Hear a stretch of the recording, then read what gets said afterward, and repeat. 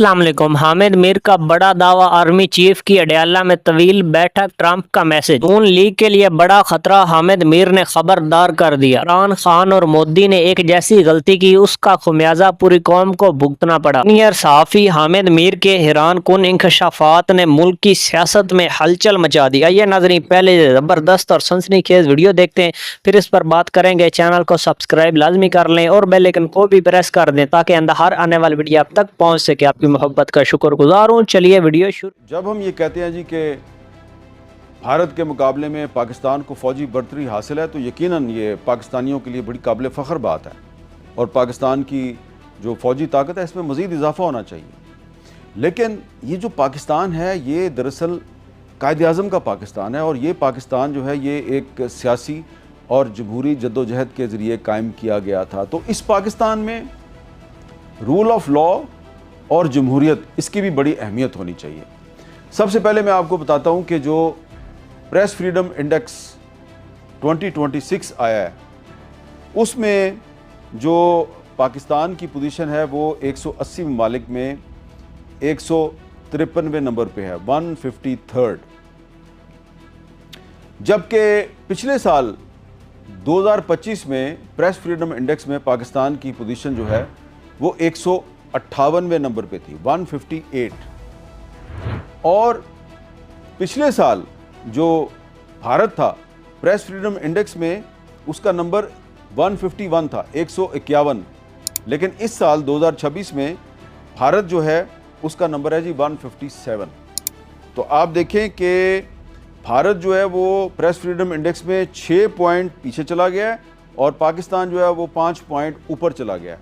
और मजमूई तौर पे पाकिस्तान और भारत का जो फ़र्क है, पाकिस्तान जो है वो 153 है और भारत जो है वो 157 है। तो 4 पॉइंट का फ़र्क है, पाकिस्तान 4 पॉइंट ऊपर है। तो ये तो मैंने आपको सिंपल सी एक चीज़ बताई है कि पिछले एक साल में भारत के मुकाबले में पाकिस्तान की पोजीशन प्रेस फ्रीडम इंडेक्स में बेहतर हो गई है। अच्छा, ये एक बड़ी हौसला अफजा बात है क्योंकि भारत जो है वो दुनिया की सबसे बड़ी डेमोक्रेसी अपने आप को क्लेम करता है, तो वहाँ पर प्रेस फ्रीडम के हालात जो हैं वो पाकिस्तान से बहुत ज़्यादा ख़राब हैं। अच्छा, इसमें लेकिन बात यह है कि क्या हमें इस पर खुश हो जाना चाहिए कि जी प्रेस फ्रीडम इंडेक्स में पाकिस्तान की पोजीशन भारत के मुकाबले में बड़ी बेहतर हो गई है? नहीं, बिल्कुल नहीं। इसलिए कि कम से कम जनूबी एशिया में पाकिस्तान को सबसे आगे होना चाहिए, कम से कम जनूबी एशिया में। वैसे तो मैं ज़ाती तौर पर समझता हूँ कि पाकिस्तान को दुनिया में नंबर 1 होना चाहिए प्रेस फ्रीडम के मामले में, इसलिए कि ये कायद-ए-आज़म का पाकिस्तान है और कायद-ए-आज़म मोहम्मद अली जिन्ना जो हैं वो एक मायनाज वकील थे, एक लॉयर थे और हमेशा जो सहाफ़ी जो हैं जिन पर बगावत के मुकदमात बनते थे या जिनको झूठे मुकदमात में फंसा दिया जाता था, कायद-ए-आज़म उनके वकील बन जाते थे, उनके लिए आवाज़ उठाते थे। लेकिन चले, हम पूरी दुनिया में नंबर 1 नहीं बन सकते, जनूबी एशिया में तो नंबर 1 बन सकते हैं। लेकिन आप ये देखें कि जनूबी एशिया में कुछ ममालिक जो हैं वो प्रेस फ्रीडम इंडेक्स में पाकिस्तान से भी ऊपर हैं। मसलन श्रीलंका 134वें नंबर पे है, पाकिस्तान का नंबर है 153वां, श्रीलंका का 134वां नंबर है, भूटान का 150वां नंबर है और बांग्लादेश जो कि पहले पाकिस्तान का हिस्सा था उसका 152 नंबर है, 152। इसके अलावा दुनिया के कुछ ममालिक जिनको कि ज़्यादा अहमियत नहीं मिलती और कहा जाता है जी वहाँ बड़ी गुर्बत है, जी वहाँ पे हालात बड़े ख़राब हैं, प्रेस फ्रीडम इंडेक्स में वो पाकिस्तान से ऊपर हैं। इथियोपिया 148 नंबर पे है, 148वें नंबर पे है। सीरिया जिसके बारे में कहा जाता है हालात बड़े ख़राब हैं, शाम 141 नंबर पे है। और इज़राइल जिससे हम बड़ी नापसंदीदगी का इज़हार करते हैं और जब से उसने गज़ा पर हमला किया है, ईरान पर हमला किया है, तो हम सारे जो है वो कहते हैं जी इज़राइल जो है वो बड़ा जालिम है। लेकिन प्रेस फ्रीडम इंडेक्स में उसका नंबर 116 है, 116। और अनफॉर्चुनेटली ईरान का नंबर है 177। तो मैं तो फ़िलहाल पाकिस्तान के बारे में कंसर्न हूँ। पाकिस्तान का नंबर 153 है और साउथ एशिया के बहुत से ममालिक जिनमें श्रीलंका है, बांग्लादेश है, ये पाकिस्तान से ऊपर है। और भारत जो है वो पाकिस्तान से नीचे है। ये जो प्रेस फ्रीडम इंडेक्स की जो सालाना रिपोर्ट होती है ये RSF जारी करती है, रिपोर्टर्स विदाउट बॉर्डर, जिसका हेडक्वार्टर पेरिस में है। और RSF की जो सालाना रिपोर्ट है जो प्रेस फ्रीडम इंडेक्स के साथ जारी हुई है, उसमें यह कहा गया जी कि पाकिस्तान जो है वो अभी भी सहाफ़ियों के लिए दुनिया के ख़तरनाक तरीन ममालिक में से एक है। और यहाँ पर जो पीका लॉ 2025 जो पिछले साल हमारी पार्लियामेंट से मंजूर हुआ था, prevention of electronic crimes act पीका 2025, तो जो RSF की जो रिपोर्ट है उसमें कहा गया है कि इस कानून को सहाफ़ियों की आवाज़ दबाने के लिए इस्तेमाल किया जा रहा है।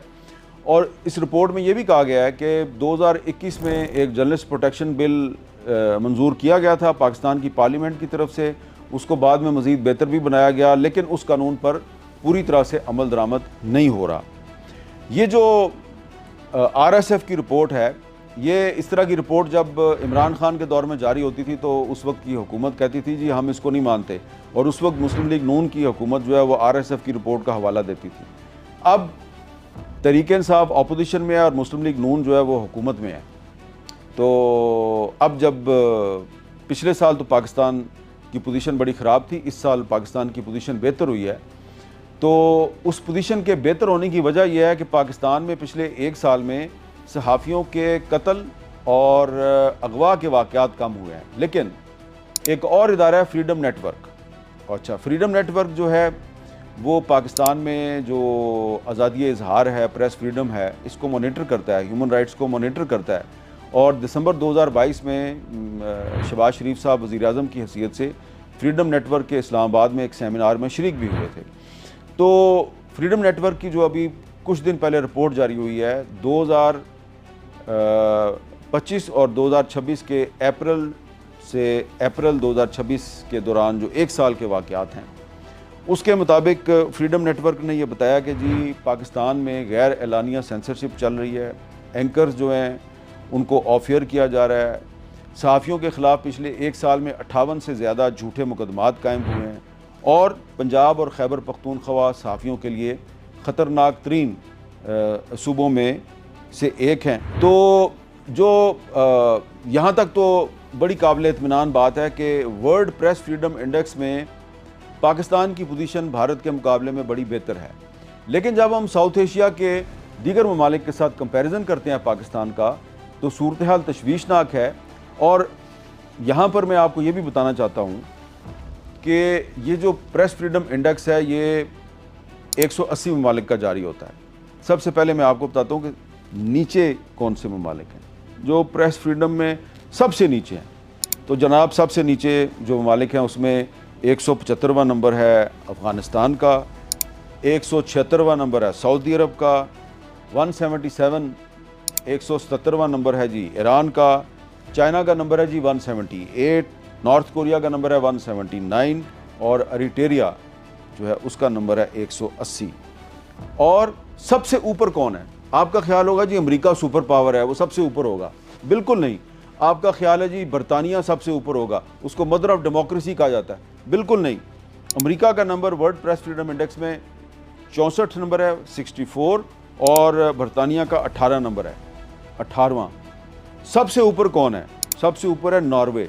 वर्ल्ड प्रेस फ्रीडम इंडेक्स में जो टॉप पे मुल्क है जहाँ पे सबसे ज़्यादा आज़ादी इजहार है वो है जी नॉर्वे। दूसरा है जी नीदरलैंड, तीसरा है इस्टोनिया, चौथा है डेनमार्क और पांचवा है स्वीडन।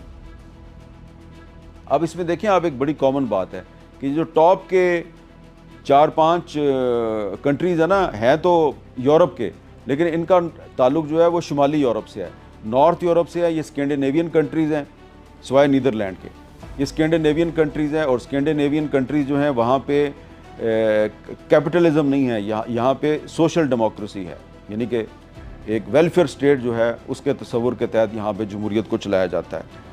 तो जो स्कैंडिनेवियन कंट्रीज़ हैं यानी कि नॉर्थ यूरोप के जो ममालिक हैं, इन ममालिक के आइन को अगर आप देखेंगे और पाकिस्तान के आइन को देखेंगे तो आपको बड़ी सिमिलैरिटीज़ नज़र आएंगी। इसलिए मैं कहता हूँ कि अगर नॉर्वे जो है वो वर्ल्ड प्रेस फ्रीडम इंडेक्स में नंबर 1 पे आ सकता है तो पाकिस्तान को भी नंबर 1 पे आना चाहिए, क्योंकि ये हमारी कॉन्स्टिट्यूशनल रिक्वायरमेंट है, ये हमारा आईनी तकाजा है कि हम वर्ल्ड प्रेस फ्रीडम इंडेक्स में नंबर 1 पे आएँ। इसलिए कि नॉर्वे की भी जो स्टेट है वो उसको वेलफेयर स्टेट के तौर पे चलाया जा रहा है, और हमारा जो आइन है 1973 का, ये भी पाकिस्तान को एक वेलफेयर स्टेट करार देता है। लेकिन वेलफेयर स्टेट कैसे बनती है? वेलफेयर स्टेट ऐसे नहीं बनती कि वहाँ पे सिर्फ आज़ादी इजहार जो है वो बेहतर हो, वहाँ पे रूल ऑफ लॉ भी होना चाहिए। अब जो मैं आपको बताना चाहता हूँ वो ये है कि जो वर्ल्ड जस्टिस प्रोजेक्ट का जो रूल ऑफ लॉ का इंडेक्स है, अगर आप इस पे गौर करें तो यहाँ पे पाकिस्तान का 130वां नंबर है, 130। और आपको ये सुनकर हैरानी होगी कि भारत का नंबर पता है कितना है? 86, 86वां नंबर है। देखिए कितना फ़र्क है, पाकिस्तान रूल ऑफ लॉ में भारत से कितना नीचे है। तो ये मैं बात इसलिए कर रहा हूँ कि जब हम ये कहते हैं जी कि मई 2025 के मार्का हक के बाद से पाकिस्तान को भारत पर फ़ौजी बर्तरी हासिल है, हमने भारत का गरूर खाक में मिला दिया, बिल्कुल मिलाया, और इस पे हमें फ़ख्र है। लेकिन रूल ऑफ लॉ के इंडेक्स में पाकिस्तान 130वें नंबर पे है और भारत 86वें नंबर पे है। और ये जो मामला है ना, ये मामला ये इसलिए बड़ा काबिल तशवीश है। मैं दोबारा अर्ज़ करूँगा कि पाकिस्तान जो है ये कायद-ए-आज़म मोहम्मद अली जिन्ना ने बनाया था, जो कि एक वकील थे और रूल ऑफ लॉ के बहुत बड़े सपोर्टर थे। तो पाकिस्तान को तो भारत से ऊपर होना चाहिए, पाकिस्तान नीचे क्यों है? इस पर आप ज़रा गौर करें कि हमारी ये जो पार्लियामेंट है ये आइनी तरामीम मंजूर करके तो जजों को लेके भी आती है और जजों को निकालती भी है। तो ये जो जज साहिबान हैं, ये ज़रा देखें ना, रूल ऑफ लॉ का जो इंटरनेशनल रैंकिंग का इंडेक्स है, इसको देखें ना ज़रा। इनको तो रात को नींद नहीं आनी चाहिए। लेकिन आप देखें कि पाकिस्तान का रूल ऑफ लॉ में कितना बुरा दर्जा है, कितनी बुरी रैंकिंग है हमारी। तो ये मैं बात इसलिए कह रहा हूँ कि यहाँ पर भी रूल ऑफ लॉ के इंडेक्स में भी कौन टॉप पे है? डेनमार्क, उसके बाद नॉर्वे, फिर फिनलैंड और फिर चौथे नंबर पे Sweden. World press freedom index में भी ये जो स्कैंडिनेवियन कंट्रीज़ हैं ये टॉप पे हैं, और रूल ऑफ लॉ का जो इंडेक्स है इसमें भी यही कंट्रीज़ टॉप पे हैं। वजह वेलफेयर स्टेट, वजह यह है कि कैपिटलिस्ट सोसाइटियाँ नहीं हैं यहाँ पे। ये ममालिक जो हैं ये अपनी जो हुकूमत के जो वसाइल हैं और हुकूमत की जो आमदनी होती है, जो टैक्सों से हासिल की जाती है, उस आमदनी को अवाम की फलाह बहबूद के लिए इस्तेमाल करते हैं। यहाँ पे जो रियासत है वो अपने शहरी को रोटी भी देती है, कपड़ा भी देती है, मकान भी देती है, रोज़गार भी देती है, सब कुछ देती है। पाकिस्तान का आइन भी यही कुछ कहता है। हमारे आइन का आर्टिकल 38, आर्टिकल 38 अगर आप गौर से पढ़ें, ये सिर्फ इस मेरी बात सुन के नज़रअंदाज नहीं करनी, कोशिश करें कि आपके पास अगर आइन की किताब नहीं है तो आप इंटरनेट पे जाएं, गूगल में जाएं, आइन पाकिस्तान निकालें, आर्टिकल 38 पढ़ें, आप हैरान हो जाएंगे। पाकिस्तान का आइन ये कहता है आर्टिकल 38 में कि पाकिस्तान के हर शहरी को रोटी, कपड़ा और मकान फ़राहम करना रियासत की ज़िम्मेदारी है। उसको तालीम फ़राहम करना, उसको रोज़गार फ़राहम करना और उसको खाना फ़राहम करना, ये रियासत की ज़िम्मेदारी है।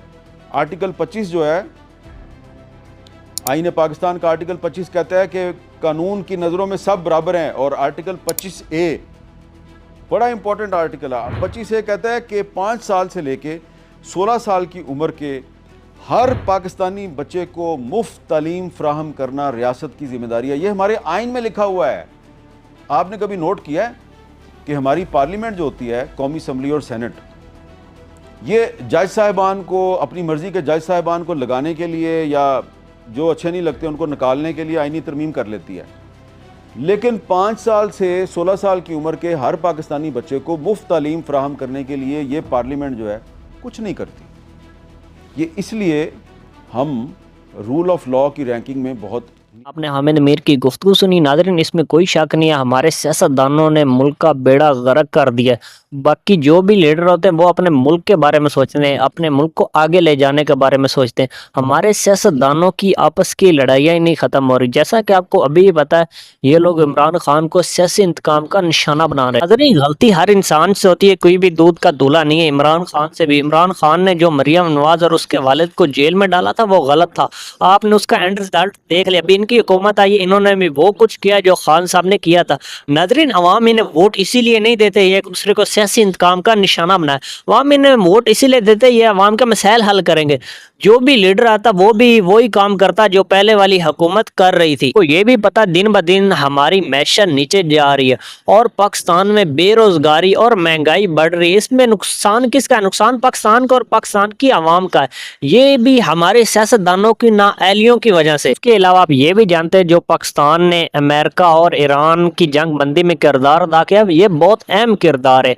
आपको ये भी पता है कोई भी मुल्क ये कारनामा नहीं कर सका जो पाकिस्तान ने करके दिखाया। इसमें मौजूदा हुकूमत का जो वज़ीर आज़म शहबाज शरीफ और आसिफ मुनीर साहब का बहुत ज्यादा किरदार है। लेकिन आपको हजारों इख्तलाफात हो सकते हैं हर बंदे से, पर जो अच्छी चीज है वो भी बयान करनी चाहिए, वो ही बतानी चाहिए ये अच्छी चीज है। जरीन, आप क्या समझते हैं? अपनी राय का कमेंट में जरूर इजहार करें। अगर वीडियो पसंद है वीडियो को लाइक कर दें, चैनल को सब्सक्राइब लाजमी कर लें और बेल आइकन को भी प्रेस कर दें ताकि हर आने वाली वीडियो आप तक पहुंच सके। आपकी मोहब्बत का शुक्रगुजार हूँ।